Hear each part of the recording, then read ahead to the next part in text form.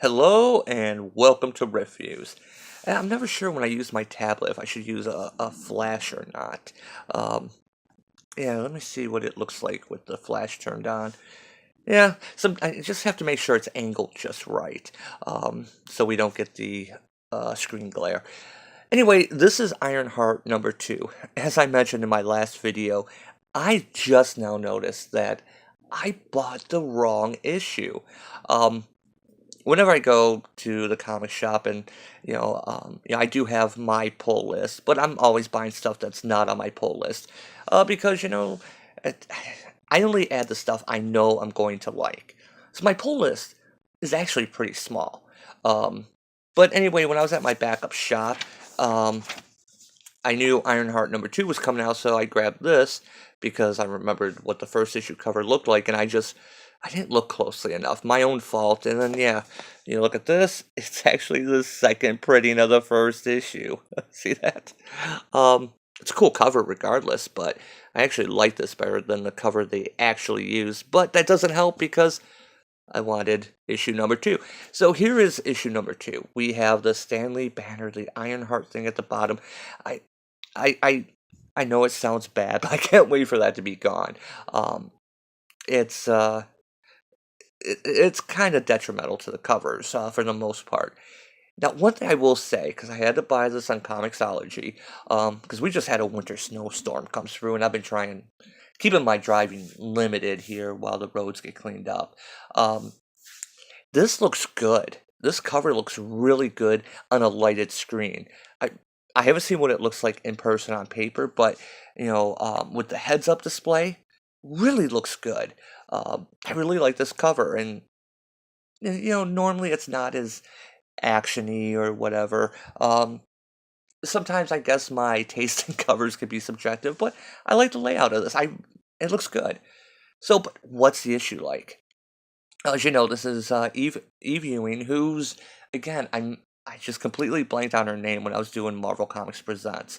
I mentioned that we have so many new writers that have never written comic books before that Marvel is bringing in and just giving them number ones.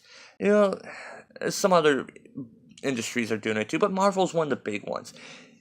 Marvel Comics Presents an anthology is where we should be starting out with new writers, and that's why a lot of them have been so bad.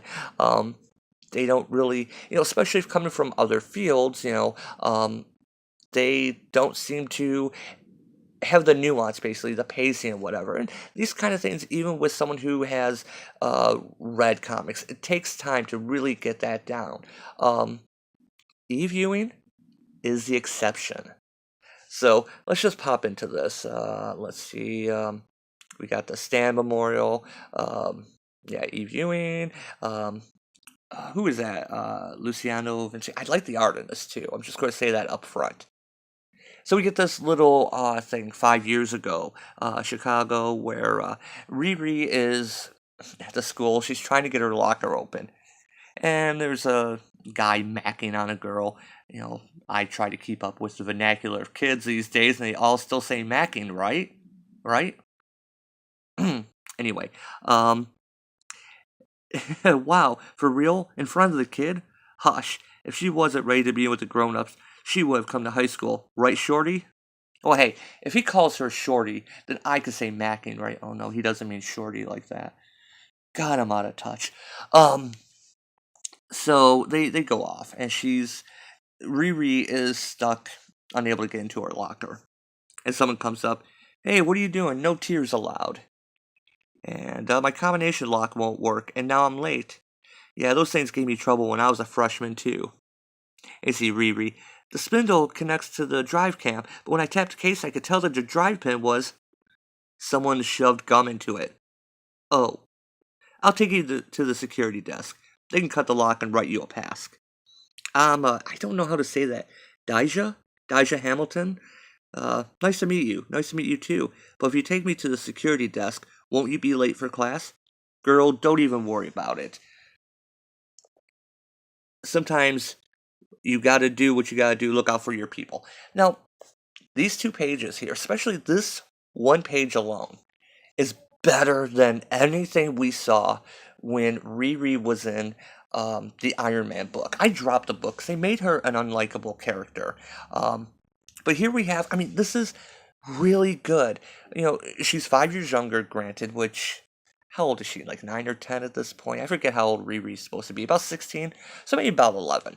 Um, and here she is, talking about the drive cam, spindle not connecting. The drive pin was, I mean, she's going to say engaged. And, she overlooked the obvious. Someone shoved gum into it. The whole Occam's razor thing. She's so focused on the technical details that she missed the obvious. That someone put gum into it. This is a great page. And then we have this other student coming up to her, being friendly, being nice to her. And it's not like that infamous scene where the Riri is daring the teacher to compare her that she'll never be Tony Stark. It's a very humanizing thing. Now, granted, this I'm going to call her Deja. I don't know how to pronounce that, but we're going to. She is part of the plot, so this flashback is important. I think I mentioned I kind of hate when books start on flashbacks, but this one is actually it fits with the story. So we cut to the present day where corner store is being robbed. Old man gets in the face, and that's when Riri shows up, and she armors up, and the bad guy starts shooting her, and of course she shoots the gun out of their hands, telling them to leave.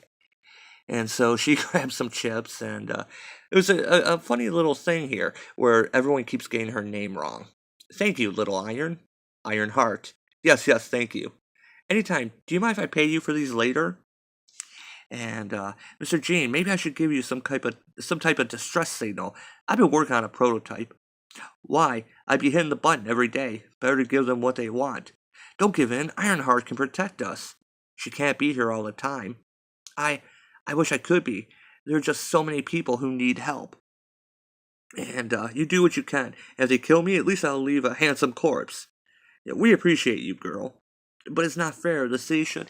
This kind of reminds me of old Spider-Man series, where he would kind of reflect upon the fact that he can't be everywhere. And as Riri is a young person, she wants to do good. She wants to help, and she, like they said, she can't be everywhere. And so she hears a noise outside, and it's the bad guys. Now they're in their car, and um, you forgot who owns this neighborhood. This ain't a game.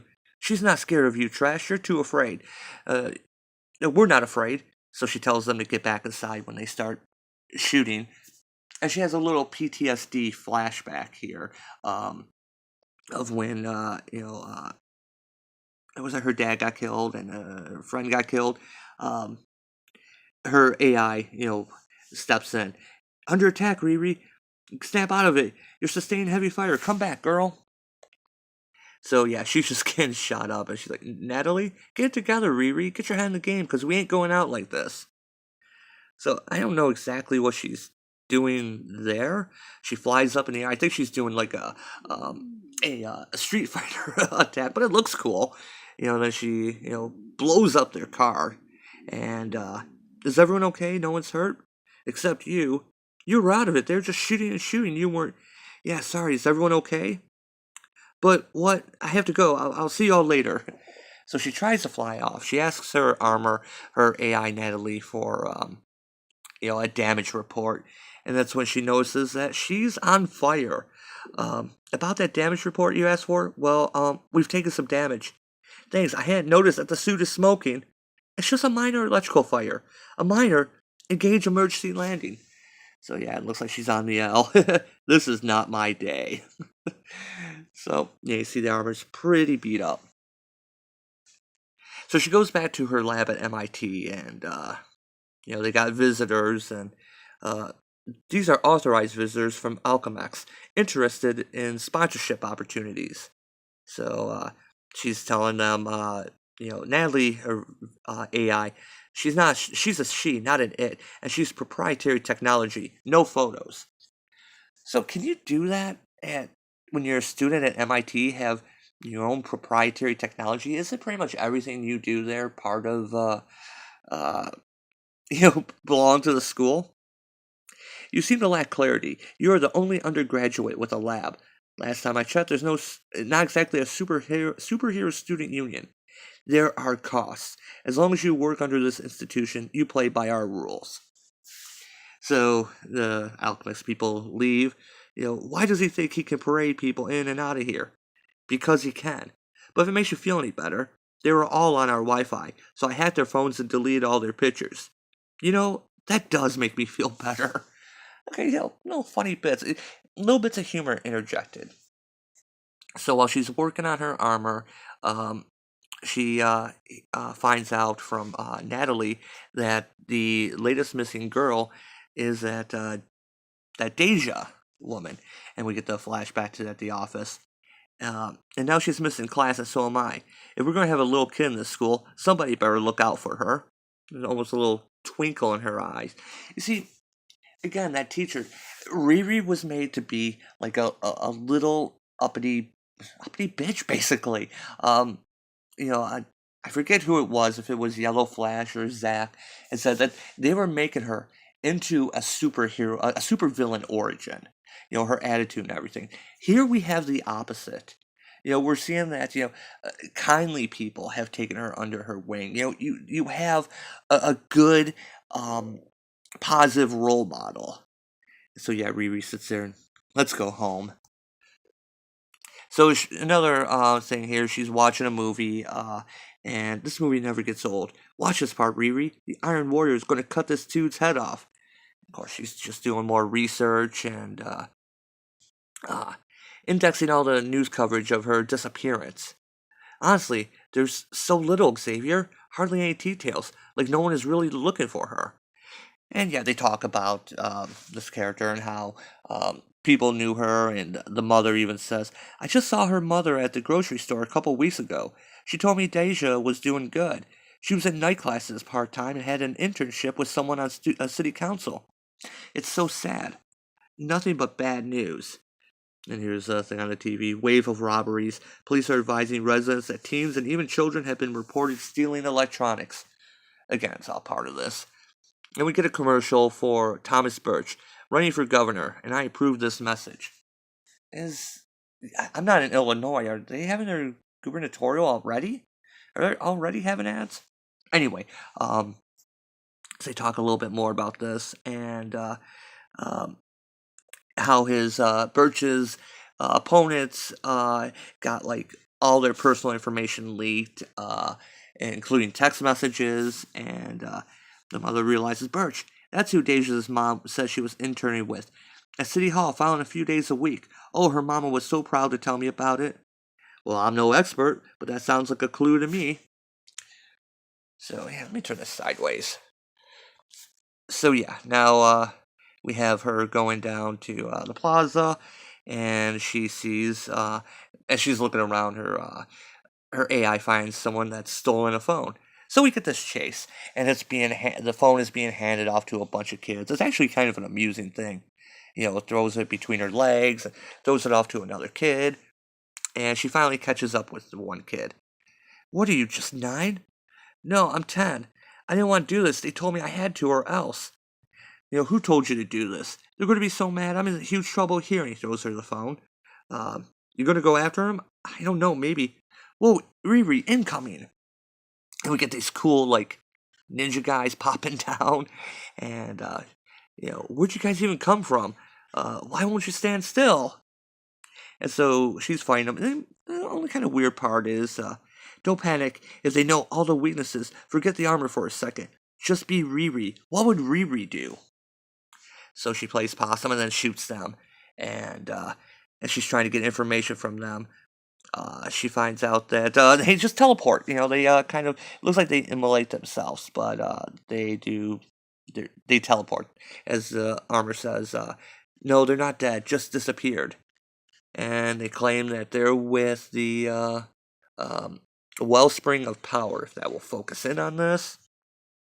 So if this is connected to the 10 rings that was introduced in the previous issue, we don't know.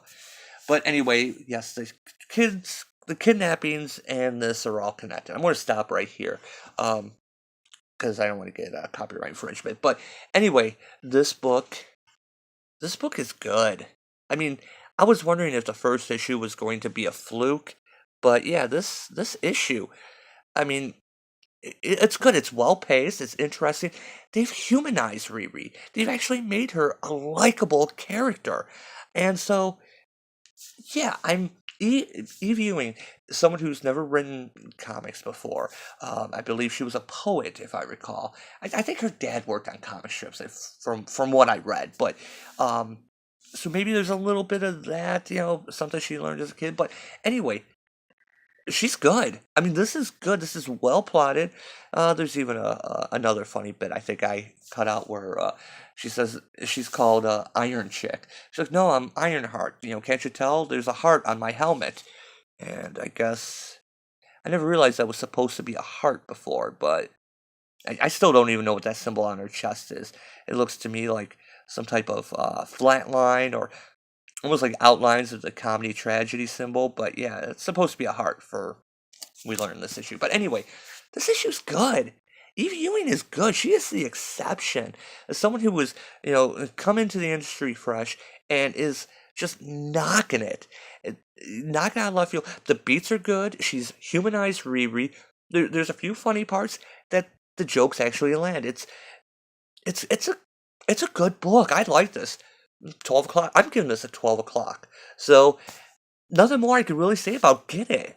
I take back everything I said previously about this character, which I don't know if I really said too much, but at least the things I thought.